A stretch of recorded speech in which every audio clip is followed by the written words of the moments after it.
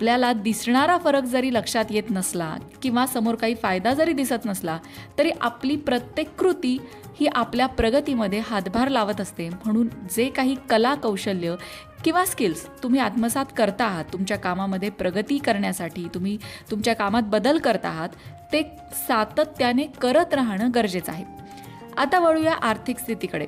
मीन राशीच्या महिला असतील, पुरुष असतील, मीन राशीची एकंदर आर्थिक स्थिती कशी असणार आहे? तर सुरुवातीला खर्च वाढण्याची शक्यता आहे.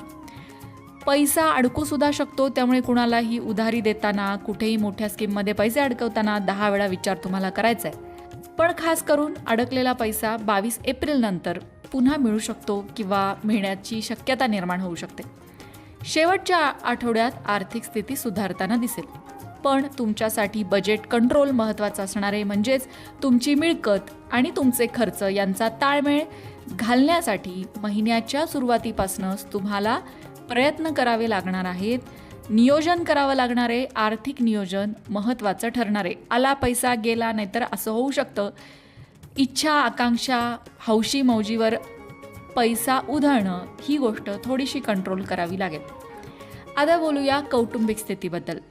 कुटुंबात आनंदाचं वातावरण असेल. एखादा शुभप्रसंग ठरण्याची, होण्याची किंवा त्याबाबत चर्चा होण्याची शक्यता आहे.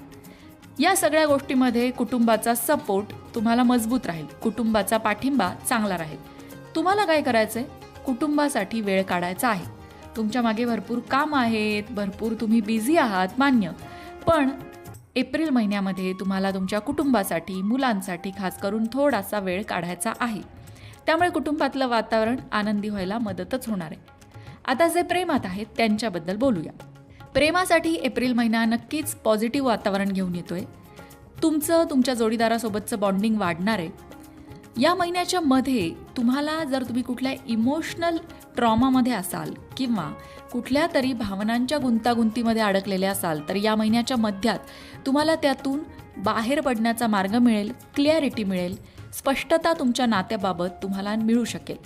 पण अहंकार, इगो ज्याला म्हटलं जातं, त्यामुळे गरज नसताना काही गैरसमजसुद्धा तुमच्या प्रेमसंबंधांमध्ये निर्माण होऊ शकतात. त्यामुळे तुम्हाला तुमचं कम्युनिकेशन क्लिअर ठेवावं लागेल. म्हणजेच काय, तुमचा संवाद स्पष्ट ठेवावा लागेल. कुठल्याही प्रकारे संवाद साधताना योग्य शब्दांची निवड करावी लागेल. आता बोलूया आरोग्याच्या बाबतीत. मीन राशीच्या लोकांना थोडेसे जॉईंट पेन, सांधेदुखी ज्याला आपण म्हणतो, अशा गोष्टींचा त्रास होऊ शकतो.